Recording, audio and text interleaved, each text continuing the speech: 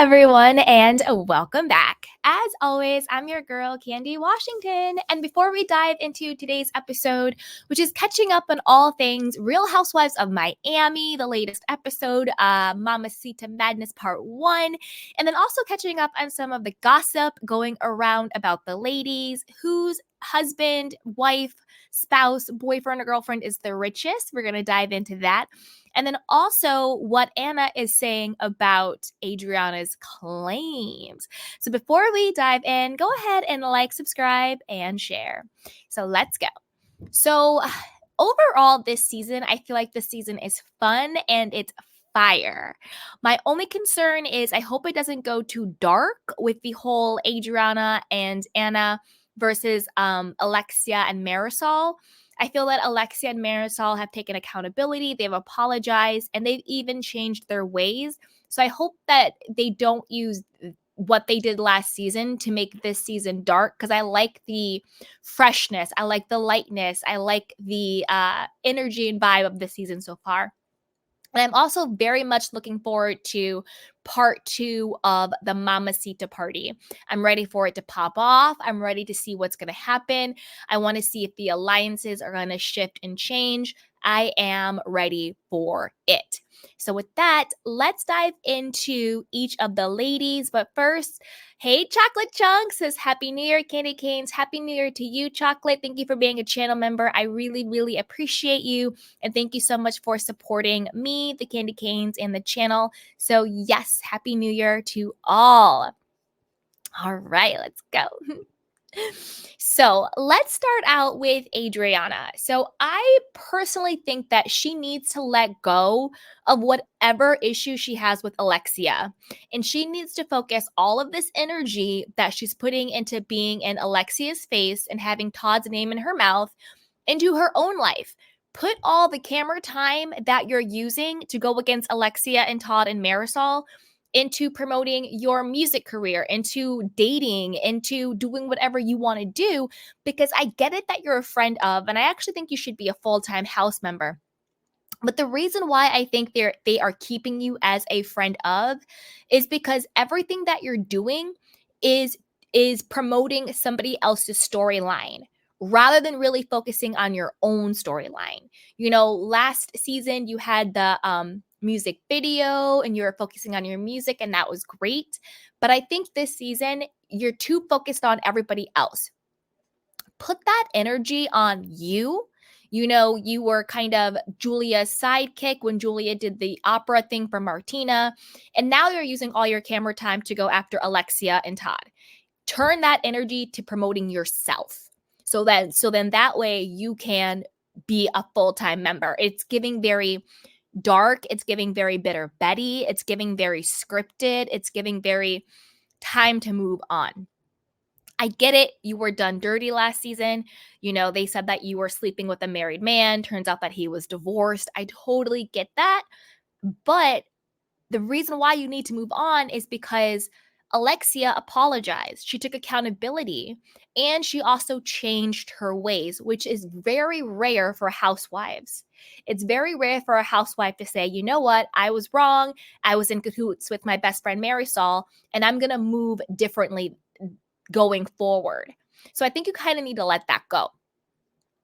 I was thinking that actually, let's talk about the conversation she had with Julia, and then we'll get into what's going on behind the scenes, okay? So obviously the conversation that Adriana had with Julia in the car was very, very scripted and staged on Adriana's end. I don't think that Julia was in on it. I don't think that Julia and Adriana got together and was like, oh, let's talk about Alexia's business.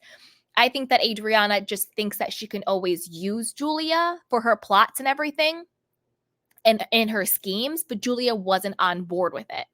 Now, at first I thought, oh, you know, this must be Adriana being a producer plant and working with Anna behind the show to create mess.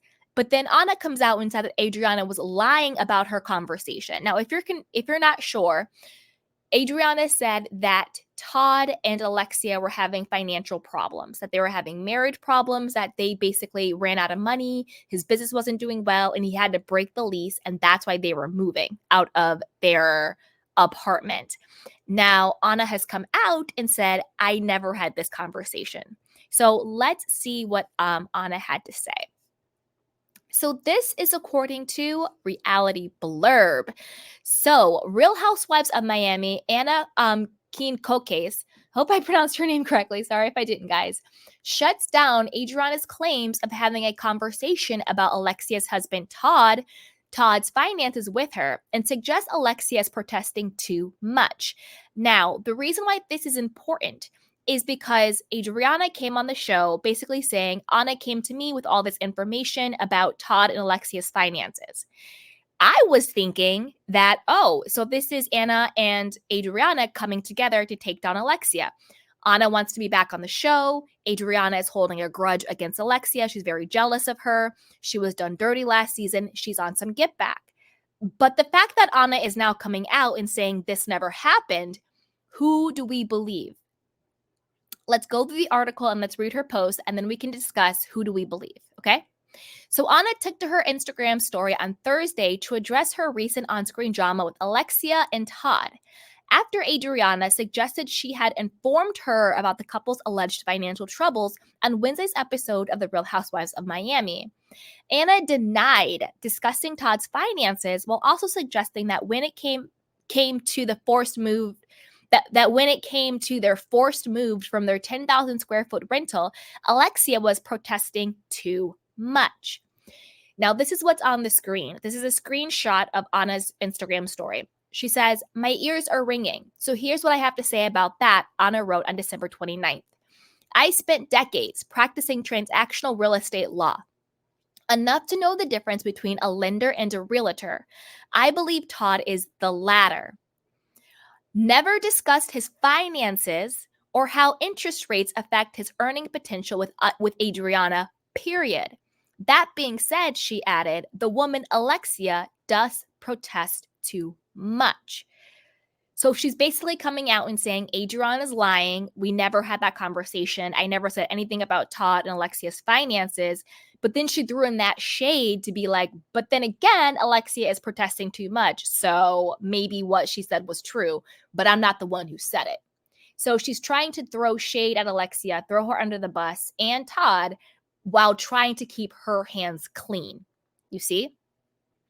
So during Wednesday's episode of Real Housewives of Miami, Adriana made the claim amid a car ride with Julia. "A little bird told me something in relation to Alexia and Todd, said that they're having some financial issues," Adriana alleged. Then, after naming Anna in a confessional, Adriana told Julia she was besties with Alexia and Marisol, and then they had a huge fight. That friendship ended. So Anna said that because, interest rates are high and Todd's business is about loaning, Todd's business is not doing that well.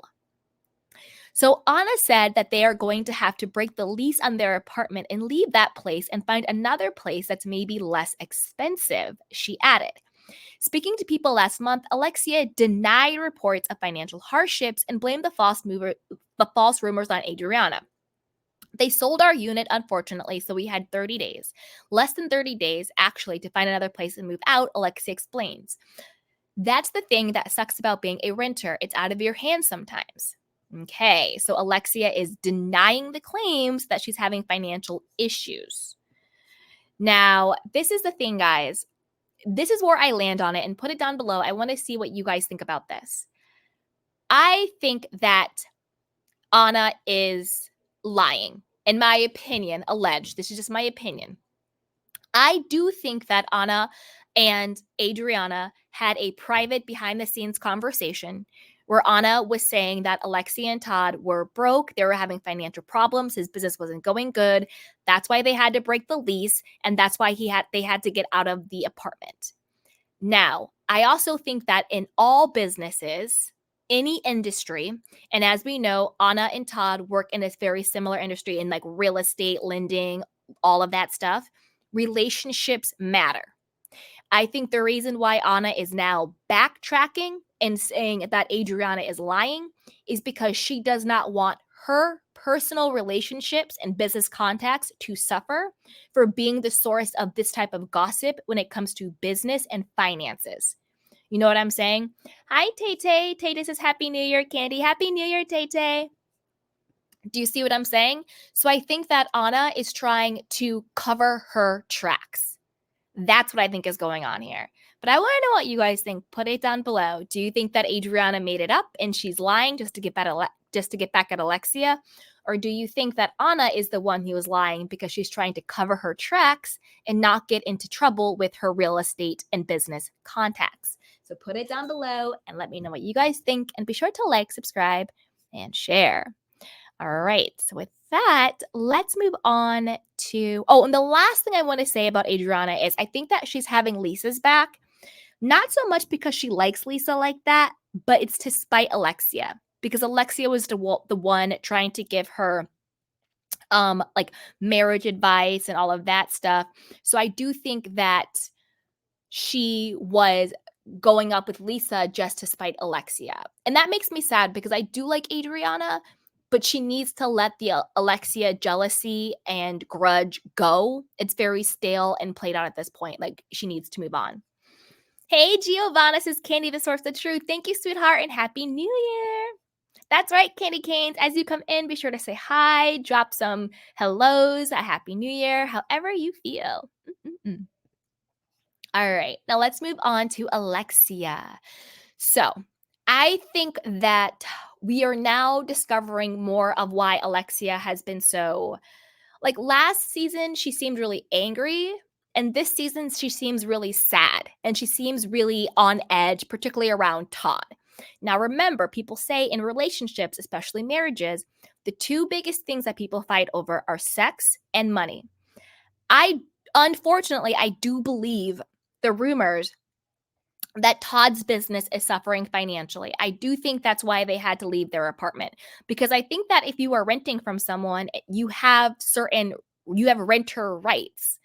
At least in like California and New York, I'm guessing Florida too, you have renter rights that your person you're renting from can't just kick you out in 2 weeks without like something 30 days, whatever in the contract, right?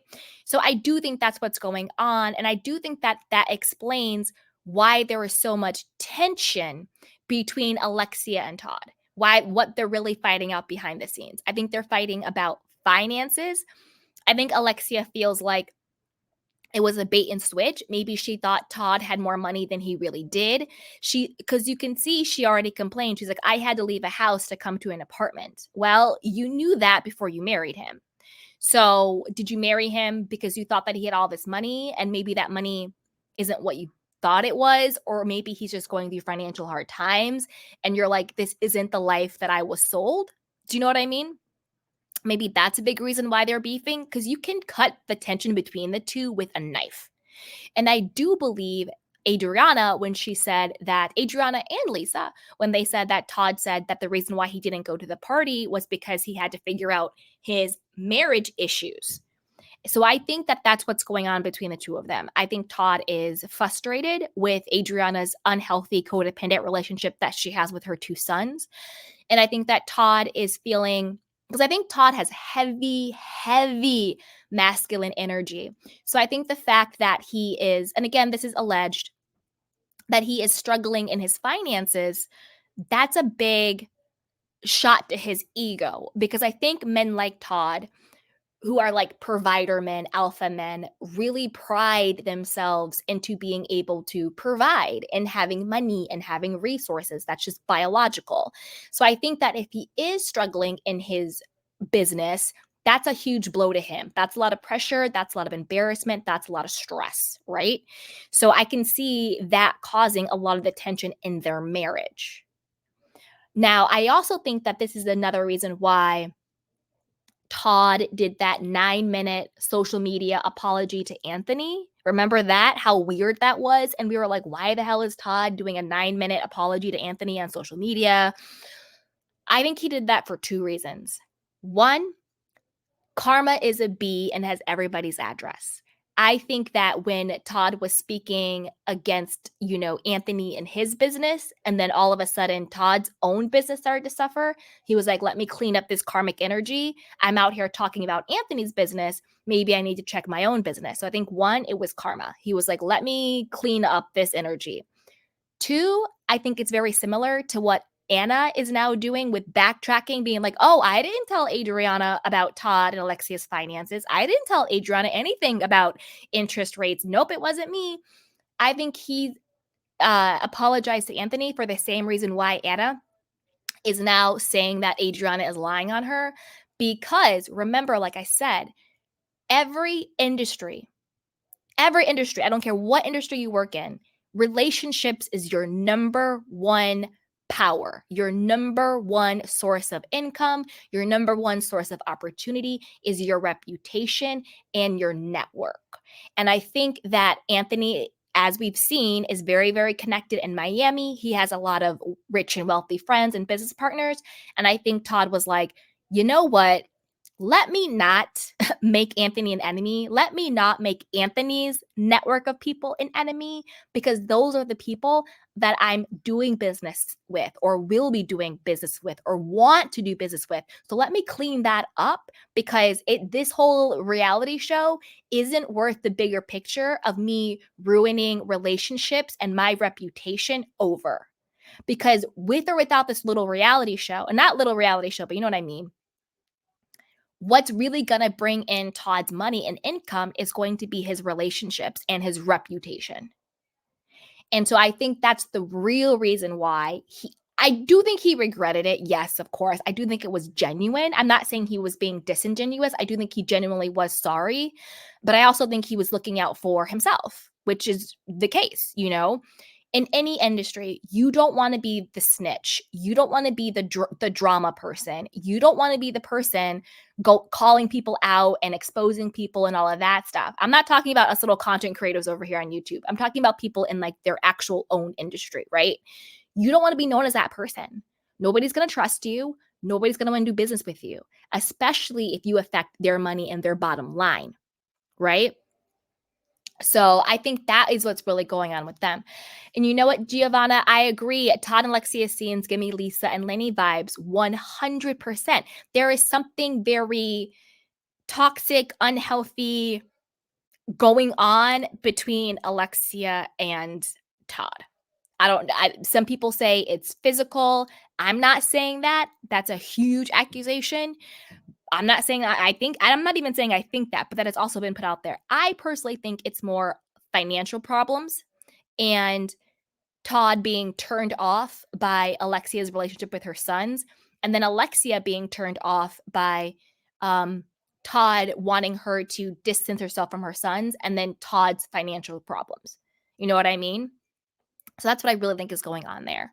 So I want to know what you guys think. You know, why do you think Alexia is really leaving the apartment? Do you think it's because the people that they're renting from sold it and that's why they had to get out? Or do you think no, it's because they're having financial problems and the lease is a lot of money and they need to sort of, you know, downsize and find something less expensive? I think it's that. I think it's the downsizing. I think it's something less expensive. And I don't think there's any shame in that or there's anything wrong with that. If you realize you're living outside of your means, if your means has changed, the smart thing to do is to then adjust your lifestyle accordingly. There should be no shame in that. I get that they're on the show. I get they're on the Housewives. They have appearances to keep up. I totally get that. But I think at the end of the day, like real talk, if your means has changed, and it doesn't mean your means has to always change. You know, you can sometimes make less money or, you know, be let go on a job or not get the promotion, whatever it is. Doesn't mean that your finances are always going to be like that. But if for whatever reason your means are less than what they used to be, there is no shame in adjusting your lifestyle to now fit those means. That's actually the smart thing to do. Don't go into debt. Don't go broke trying to keep up in appearances, because the people that you're trying to impress, they're not going to help you when you are bankrupt. They're not going to help you when you need food and shelter and clothes. They're not going to help you when you are in debt up into your eyeballs. They're going to laugh at you and talk about you like a dog. Everybody that you're out here trying to impress, they're not going to be the people that are going to be there to help you. Because the real people that are going to be there to help you, you don't have to impress. They already love you and accept you, right? So that's what I think is going on with them. Hey, everybody. Hey, Sierra Contest. Does Alexia look like something off of Whoville Wear? Hey, Rana. Rana says Happy New Year. Happy New Year, sweetheart. Hey, Baka says Adriana. Whoop, whoop. Haha. Hey, all. Hey, sweetheart. Hey, everybody. Happy New Year. All right. Now let's move on to Gerd. So I love her family, and I'm so happy that she's now currently cancer free. I love the way they handled the cancer conversation with her children. You know, they broke the news off camera and then had their teachable moment on camera, which I really love. I also love how Gertie handled Larsa. You know, she didn't give her an inch when Larsa was diminishing her and talking bad about her and questioning if she even really had cancer. I'm happy that Gertie didn't just cower to her and be like, okay, it's fine. I trust you. I believe you. It's cool. No, she kept her foot on her neck and now she keeps her at a distance. And I love that. I love that because you can't let these people get away with disrespecting you, dismissing you, and trying to clown you and then act like everything is kumbaya. No, thank you, sir. No, thank you, ma'am. No, thank you. I also love the authenticity and transparency that Gertie and her husband Russell had regarding their marriage and parenting. How Russell was like, you know, when you're home, you're still on, and I need you to turn it off. I need you to be present with me and the children. And I loved that Gertie took that to heart. She listened. She didn't get defensive. She didn't argue. She didn't fight. And she changed. And that's another thing that I love about the girls of, well, the women of the Real Housewives of Miami is that they've all had growth on an emotional intelligence level. Alexia has had growth. I know she's going through it with Todd, but with the ladies, she's had growth. She said last season I was really angry. You know, I let Marisol get in my ear, but this season I'm doing it differently. I'm not just blindly defending Marisol. I'm not bringing rumors to the show. She's moving differently because she realized how she was last season. That is growth. You know, Gertie, her husband says to her, you need to, you know, be present with us and turn off the Gertie show when you're at home with the kids. And you see her doing that. She's like, you know, Russell said that. I listened to him. Now we're doing, you know, bowling nights. I'm turning it off when I'm with the family. I'm being more present with him. You know, I love that they are able to take feedback and have self-awareness and accountability and not just say, oh, I'm sorry, but actually change their behavior. And that's beautiful to see. And that's really how an emotionally intelligent person operates. It's not that we are perfect human beings. It's that when we have constructive criticism or feedback, we're able to take it in, understand why this person is saying this, and then change behavior accordingly. That's emotional intelligence, not being perfect, but being able to take feedback and then elevate how you operate with people. And you can see it's helped Gertie's and Russell's relationship and with the kids. And now they had to, you know, face cancer together. So shout out to Gertie for that. I absolutely love that. Yay. Hey, Virgo Queen says, hey, kitty girl, I caught a live. Yay. Happy New Year, sweetheart. What's up? 100%. So I love Gertie. Love, love, love. Okay. Now, Lisa, girl, boo boo. Lisa is another one who has had growth. Let's talk about her growth first, and then we'll get into the other stuff. Now, Lisa's growth has been this scene when Jody says to her, you know, I'm going through a lot too. You know, I'm starting a new business. I haven't started a new business in 12 years. I have a lot going on in my own life. And it would be great for you to check in on me sometimes too. And I love that. I love that he's a man and he is communicating his wants, his needs, and his feelings. He's like, listen, I'm stressed out too. And I need my partner to check in on me. Right. And I loved how she did not get defensive. She did not argue. She did not try to throw it in his face. She said, okay, well, you know what? I hear you and I'm going to check in on you more. And I actually loved how she put it, like she set the timer in her calendar, you know, to remind her the little timers, you know, check in on Jody. I think that's brilliant. Larsa needs to shut all the way up with her little fake relationship with Michael Jordan's son. I'll talk more about it when I get to Larsa's side, but Larsa trying to clown her for that. I was like, Larsa, just shut up and go away, girl. You don't even live in Miami.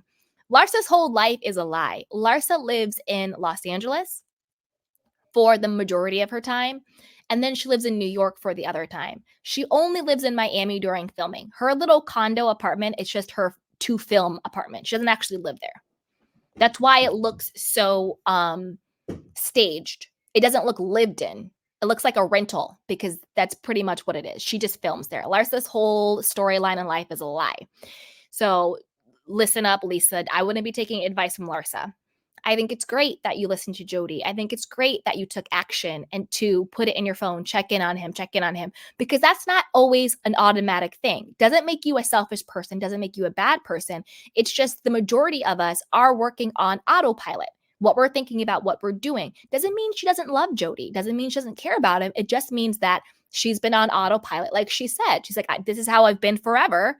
And now I need to learn how to communicate and do things differently. So Lisa, I thought that was a great moment for her.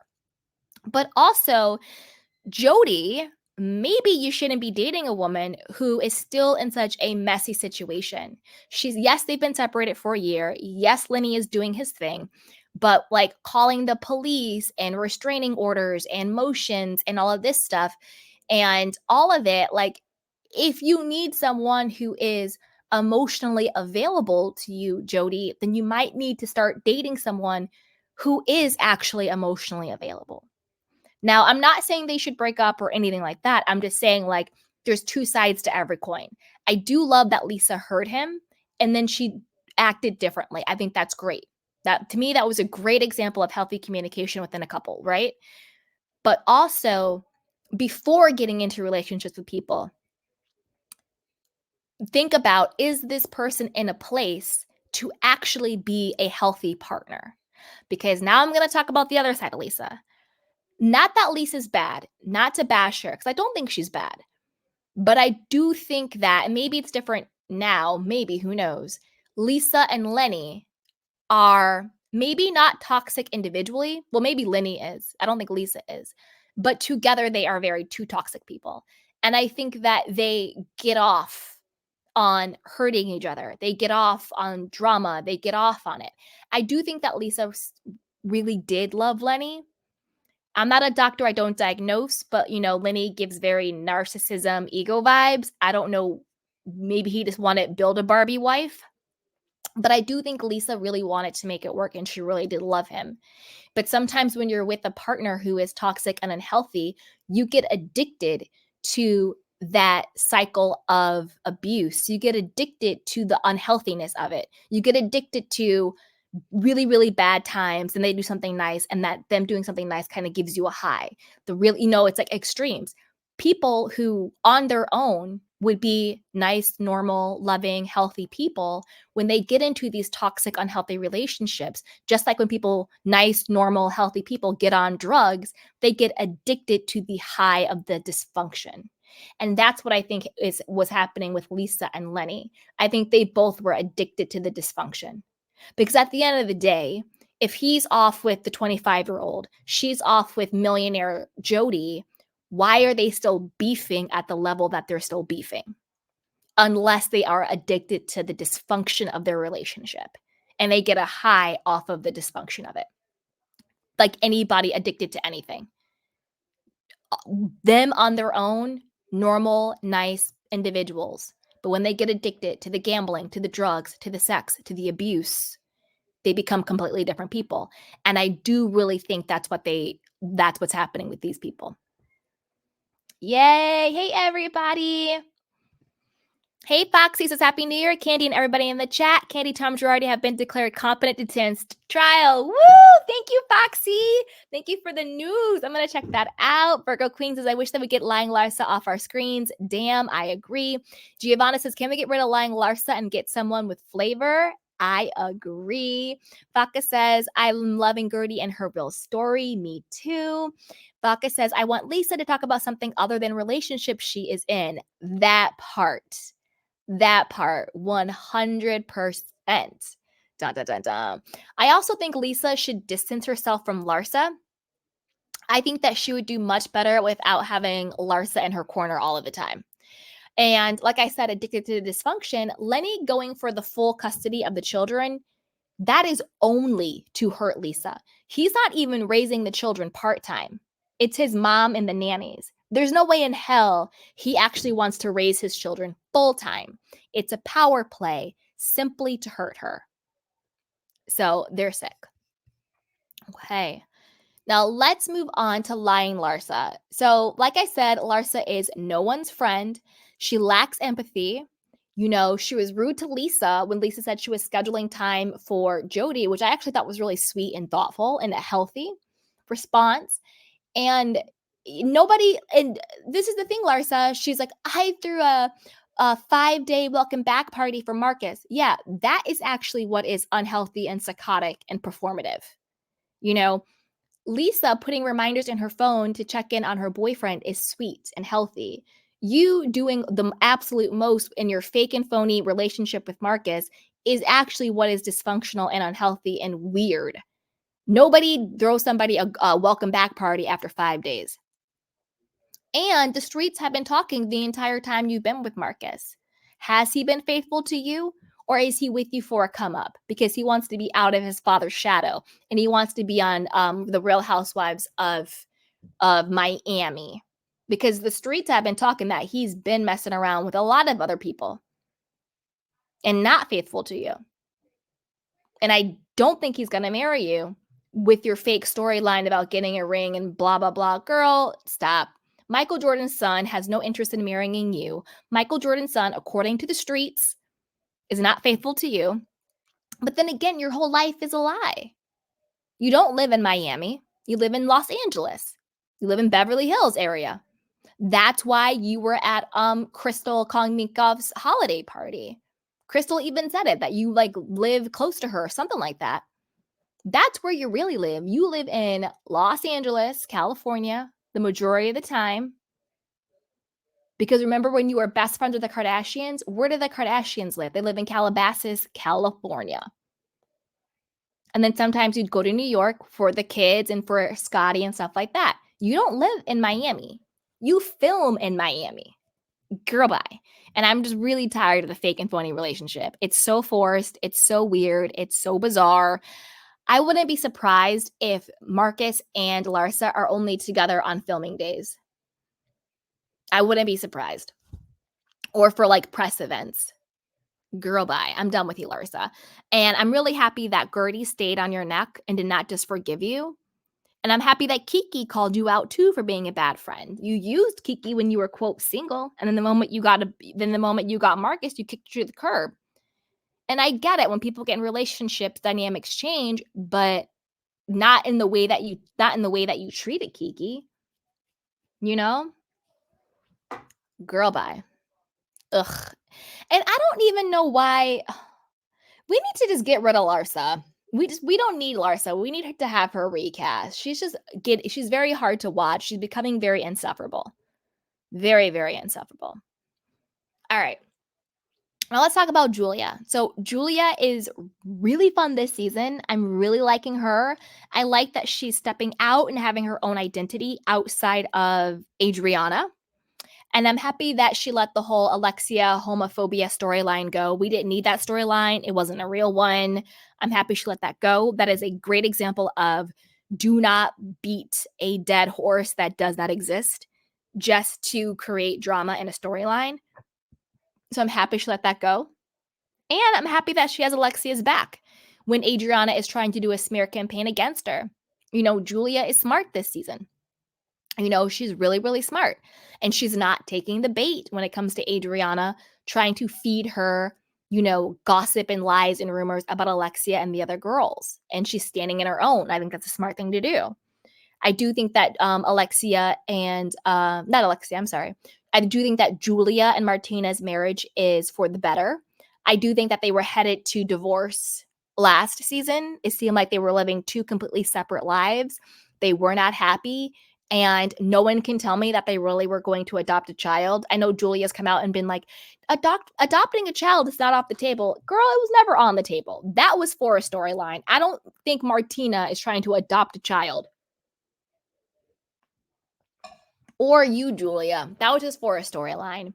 And I do think that Martina's cancer diagnosis, not that it's a good thing, but in all things, we can find some type of positivity, right?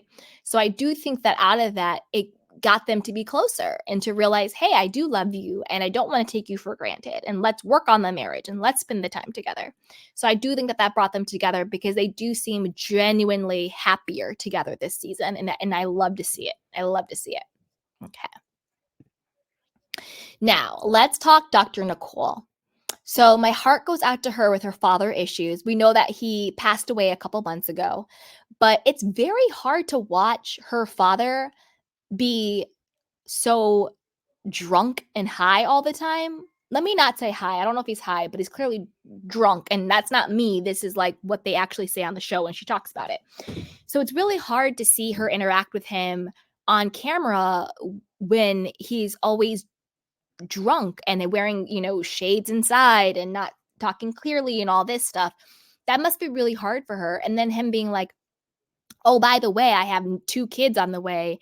Oh, and also, by the way, you have 2 half siblings that you never knew about.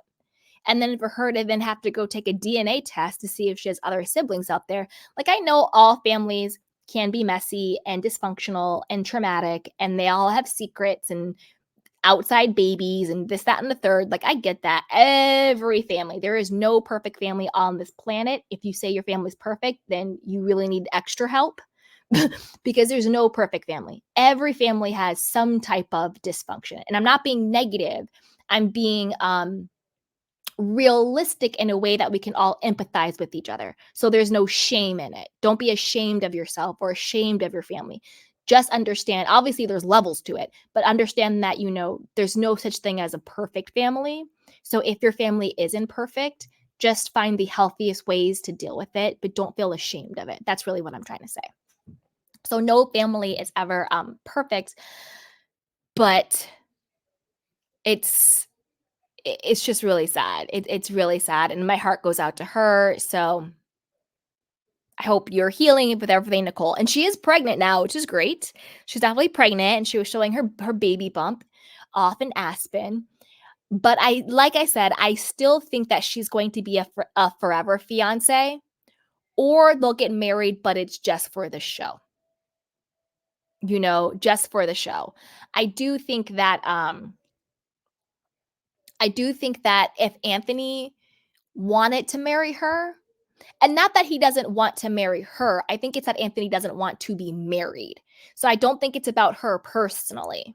I just don't think that Anthony wants to be married in general, because I think that if he wanted to be married in general, they would have already been married. They have this beautiful life together. They have a beautiful son, another child on the way. They have oodles and oodles of money. So there's really no reason why they wouldn't be married unless he just did not want to be married. And I do think that if he were to be married, it would be to her, because I do think he really loves her. So I don't think it's personally against Nicole. I don't think he wants to be married.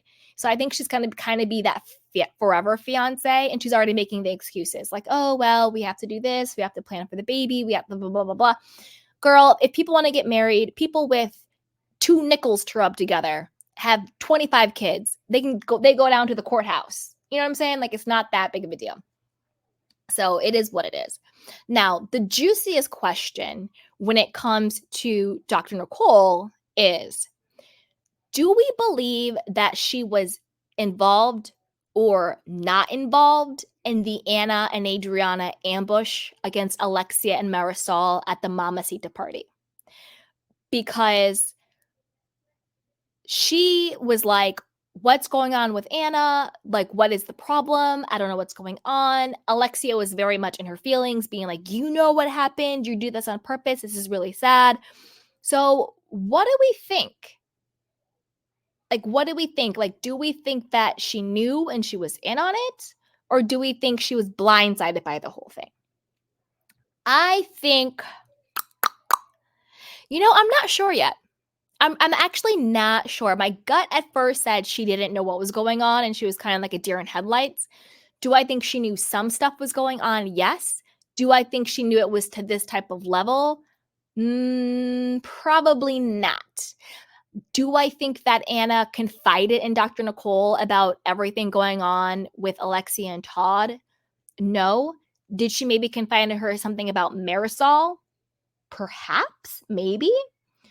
But I don't think she was involved in an actual plot to set somebody up.